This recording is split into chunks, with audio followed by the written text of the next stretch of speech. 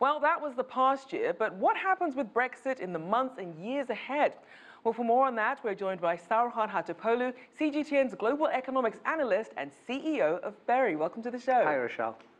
Now, as we now know, Theresa May's gamble with this general election really changed the character of Brexit negotiations. Where do things stand right now? Well, certainly it has, hasn't it? And last year, we've seen a comedy of errors in the UK, really. Two elections that they did not need to call, one referendum, one election, and it all just went very badly. Where we're standing right now is that the UK lost a lot of leverage here. Ms. May was all for hard Brexit, and now the election pretty much told her, and it was kind of a protest vote too. People who haven't voted in the Brexit vote just came out, and also some domestic policies that really went wrong. They just decided to vote, and now the balance of power, if you will, tilted to the EU side, and we're going to see what will happen. Again, we're in uncharted territory. This is happening for the first time. We don't know where it's going to go, but I can tell you that the hard Brexit choice is, the probability of that happening is far less now. And what do you predict will be the areas where they will easily find more agreement as opposed to the ones that there's going to be a lot of disagreement on? Right, that's a very tough question. I think that the only part that I can think that there's going to be an agreement, and that's not because of mutual understanding of each other, it's because of the election in the UK, is the fact that there needs to be a setting of the timetable here, establishing a framework for the exit of the UK from the EU. That wasn't what the UK was planning. They wanted to go there full force saying, hey, we want that special relationship, we want the trade relationship, financial services issues. Now they don't have that choice. So I wouldn't be surprised if we're going to see a longer than 2-year period for just to get UK out of the EU before we get to the special deal or special agreement between the two parties. Now, we've certainly seen a lot of cities in Europe kind of jockeying for position now as we wonder what's going to happen with London being a financial hub. How much jeopardy could London be in as a financial hub if some of these divergent regulations kick in?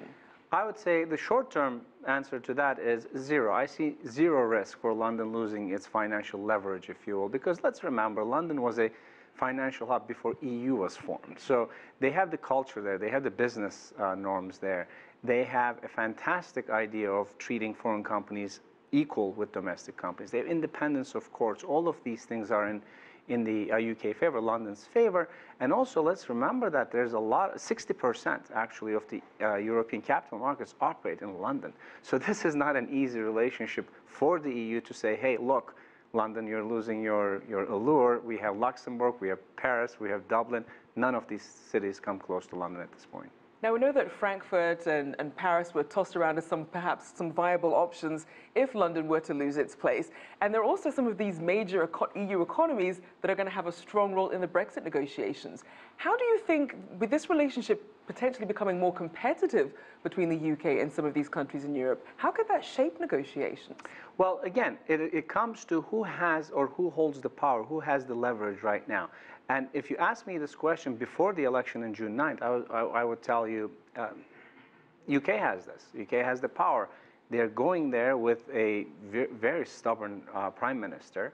And the EU is divided within itself. And again, financially, also in the financial center example that I gave you, they're still dependent to a certain extent to the UK. But the economic part of it, I mean, let's be honest here, 3% of UK exports go to EU, but it's 12% where the exports go to the UK. So UK is kind of dependent on the economics part. We're going to see a lot of tug of war here, and we're going to see a lot of compromises. Hopefully both sides will understand that this is not a war. These are two friendly groups that are just trying to create a mutually beneficial agreement to one another. If they accomplish that, the damage is going to be minimal. Now, in terms of the certainty that businesses would like to see, as you were saying, if it does go beyond 2 years, a lot of uncertainty there. What should businesses be doing at this point? Well, they need to be, they're already doing it. If you look at England, we have the JP Morgans, Goldman Sachs, they have the contingency plans and they're underway. I'm talking to some staff there, for example, 2 weeks ago. They are planning these contingency issues, but they hope that the negotiations will, especially after the election again, Ms. May's position kind of got a little softer. So it was always about restriction of movement of people and financial center as London. Later, That is changing now. So that is going to benefit the executives and the companies that are operating in the UK. But having said that, there is a risk. We're talking about over 2 million people employed in London overall. In the UK overall, and 750,000 of them are in London. So there's going to be big changes here, and these companies, I can tell you, are preparing for it. All right, well, thank you so much. Always good to have you on. Saruhan Hatipoglu, CGTN's Global Economics Analyst and CEO of BERI.